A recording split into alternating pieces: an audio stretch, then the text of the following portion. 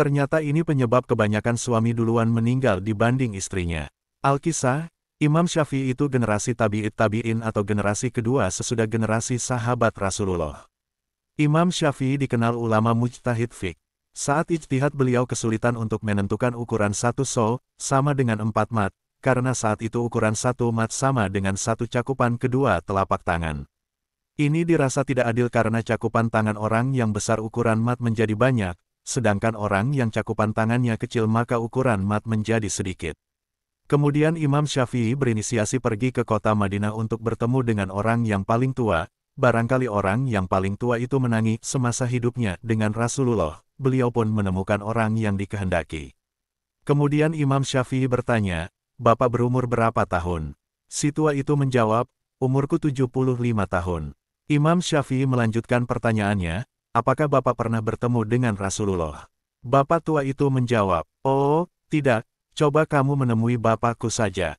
Imam Syafi'i pun menemui bapaknya si tua itu kemudian bertanya, "Umur Bapak berapa tahun?" Bapaknya si tua itu menjawab, "Umurku 100 tahun." Lalu Imam Syafi'i bertanya lagi, "Apakah Bapak pernah bertemu Rasulullah?"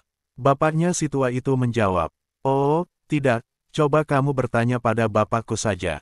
Lalu Imam Syafi'i pun menjumpai si kakek tua itu dan beliau bertanya, "Umur kakek berapa tahun?"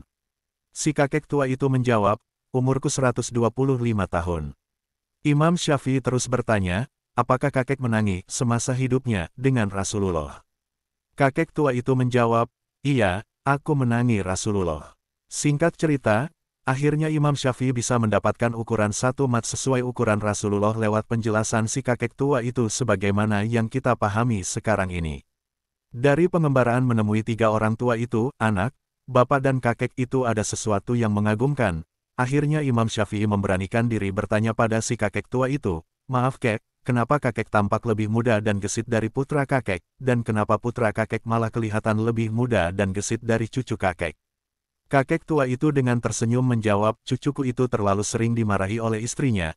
Anakku terkadang dimarahi istrinya, sedangkan aku tidak pernah dimarahi oleh istriku." Ternyata, istri yang galak bisa mempercepat penuaan suami, atau bahkan bisa mempercepat kematian suami. Sebaliknya istri yang lembut itu bisa membuat awet muda dan memperpanjang usia suami.